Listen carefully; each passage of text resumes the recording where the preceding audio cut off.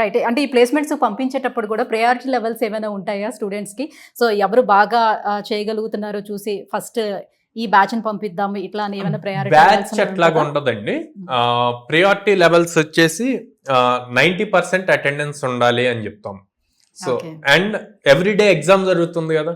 So exam report ఉంటది కదా. Yes. So దాంట్లో ఎవరు బాగా పెర్ఫామ్ చేస్తున్నారు అన్నది పంపిస్తాం. ఎందుకు అంటే కొన్ని టాప్ కంపెనీస్ వచ్చినప్పుడు అందరినీ అలో చేయలేం. అది అందరినీ అలో చేసి తక్కువ మంది సెలెక్ట్ అయ్యారు అంటే బ్రాండ్ కి నెగిటివ్ అవుతుంది. ఓకే. అట్లా అని చెప్పి అందరికీ ఆపర్చునిటీ రాదా అంటే మేము ఒక క్యాలెండర్ ఇయర్ లో ఒక స్టూడెంట్ కి మినిమం 100 కంపెనీస్ ఆపర్చునిటీస్ ఇస్తాం. మినిమం అది. సో మ్యాక్స్ అంటే 300 to 400 డ్రైవ్స్ జరిగిన ఇయర్స్ కూడా ఉన్నాయి అన్నమాట ఒక స్టూడెంట్ కి. సో అన్ని డ్రైవ్స్ 100 అని మేము చెప్తాం.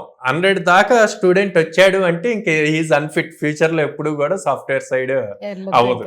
మాక్సిమం 15 డ్రైవ్స్ లో అట్లా క్రాక్ చేస్తారు. కొంతమంది కాలేజ్ లో బాగా టాలెంటెడ్ ఉంటారు, అక్కడ రైట్ ఆపర్చునిటీ రాక, వాళ్ళకి అక్కడ ప్రాపర్ కంపెనీ రాక మన దగ్గరకు వచ్చి జాయిన్ అయ్యాక మనం ఇచ్చిన ఆపర్చునిటీస్ వల్ల 1 month లో క్రాక్ చేసిన వాళ్ళు ఉన్నారు, 1.5 year క్రాక్ చేసిన వాళ్ళు ఉన్నారు. అంత టైం తీసుకునే వాళ్ళు కూడా ఉన్నారు. ఆబ్వియస్లీ అండి, అందరూ ఒకేలాగా థింక్ చేయరు కదా. Right. సో వాళ్ళు మల్టిపుల్ టైమ్స్ నేర్చుకుంటారు, multiple times same topic classes వింటారు. సో అట్లాగా ఇంప్రూవ్ అవుతూ ఉంటారు.